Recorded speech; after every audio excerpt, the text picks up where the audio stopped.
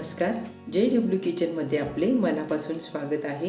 आज आपण साध्या सोप्या पद्धतीने घरच्या घरी वर्षभर टिकेल अशी धणे पावडर कशी बनवायची ते बघणार आहोत। त्यासाठी लागणारे साहित्य याप्रमाणे आहे।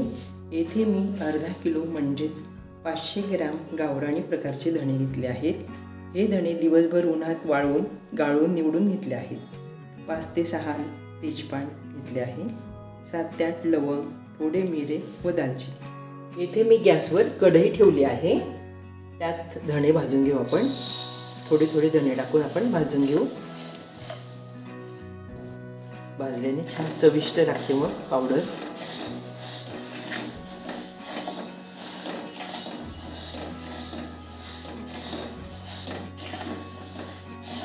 कमी गॅसवर आपण सारखे हलवून धणे भाजून घेऊ, म्हणजे छान आतपर्यंत भाजल्या जातात।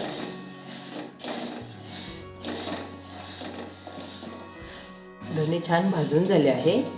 छान सुवास सुटलाय मस्त भाजल्याचा। 3-4 मिनिटं मी असे कमी गॅसवर भाजत होती। आता आपण हे धणे काढून घेऊ। भाजलेले धणे मी परातीत काढून घेते आहे। तर उरलेले धणे आपण भाजून घेऊ। 3-4 मिनिटं असे कमी गॅसवर भाजून घेऊ। सर्व धणे छान भाजून झाले आहे। छान सुवास सुटलाय मस्त धण्यांचा। परातीत काढून घेते मी धणे। कढईत मी आता दालचिनीचे तुकडे टाकते। दालचिनी मी बारीक करून घेतली थोडी। मिरे, 7 ते 8 लवंगा, त्याने छान चवदार लागते ती पावडर। तेजपानही मी बारीक कापून घेतले आहे, म्हणजे छान भाजल्या जातील। 2 मिनिटं अगदी आपण असं छान परतवून घेऊ गरम कढईत। हे सर्व भाजून झाले आहे। मी आता ताटात काढून घेते। आता हे सर्व गार झाल्यावर आपण मिक्सरच्या भांड्यात बारीक करून भाजून घेतलेले साहित्य छान गार झाले आहे। मी आता इथे मिक्सरचे छोटे भांडे घेतले आहे। त्यात आता हे आधी बारीक करून घेते।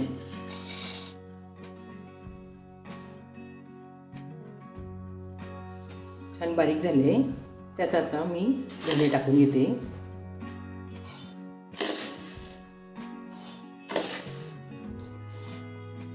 धणे आपण आता बारीक करून घेऊ।